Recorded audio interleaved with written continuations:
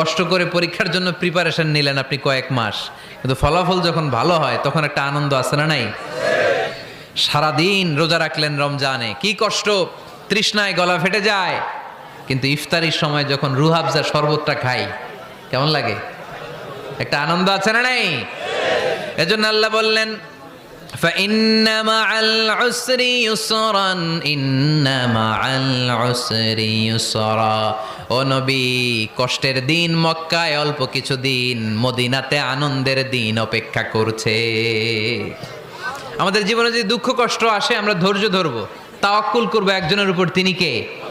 কারণ আমরা বিশ্বাস করি কষ্টের দিন এটা চিরকালের জন্য নয়, সামনে আনন্দের দিন আমাদের জন্য সেট করে রেখেছে কে? তাহলে আমরা সূরাতুল ইনশিরাহ থেকে 3টা নেয়ামতের বর্ণনা শুনলাম, বিশ্বনবীকে কি সান্ত্বনা দেয়া হলো সেটা শুনলাম। এবার 2টা গাইডলাইন শুনে তাফসীর আমরা